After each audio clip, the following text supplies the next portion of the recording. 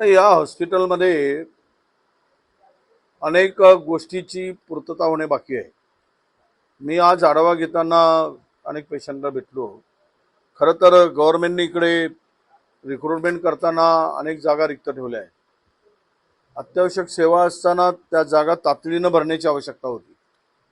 परंतु अजूनही medical superintendent असतील, क्लास 2, क्लास 1 आणि पॅरामेडिकलचा स्टाफ असेल, हे सगळ्या जागा मोठ्या प्रमाणात रिक्त ठेवल्या आहेत. त्या तातडीनं भरायची मागणी मी करणार आहे. आणि काही त्रुट्या मला आढळून आल्या याच्यामध्ये. अद्यापही पैसे देऊन, आमचं सरकार होतं त्यावेळेस आम्ही पैसे दिले, परंतु फायर ब्रिगेडची व्यवस्था अद्यापही झाली नाही, फायर सिस्टीमची व्यवस्था झाली नाही. आपण त्यासाठी पैसे दिले, फायर ऑडिट झाला होता आणि आजही ते काम पूर्ण झालेलं नाही. उद्या जर काही अनुचित प्रकार झाला दुर्दैवानं, तर त्याला जबाबदारी कोणावर फिक्स करायची. मी आता काही सूचना केलेल्या आहेत.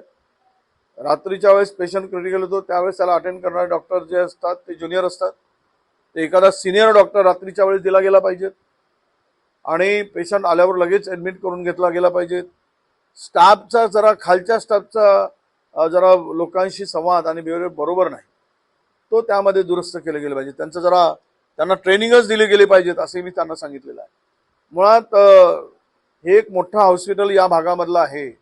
चंद्रपूरच्या सीमेवरील आणि गडचिरोली जिल्ह्यातील सर्व पेशंट या हॉस्पिटलमध्ये येतात आणि एकूणच परिस्थिती या ठिकाणी शासनाचं दुर्लक्ष, रिक्त जागांचा अभाव, वेळेत काम पूर्ण न होणं, अशा अनेक त्रुटी आहेत.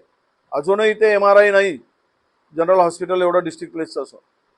अद्यापही कार्डियाक डिपार्टमेंट अजूनही झालेलं नाही, त्याला जागा उपलब्ध नाही. खरं तर या अत्यंत आवश्यक होत्या. इथून पेशंटला प्रायव्हेट किंवा नागपूरला आणि ब्रह्मपुरीला साध्या पेशंटला पाठवावं लागतं.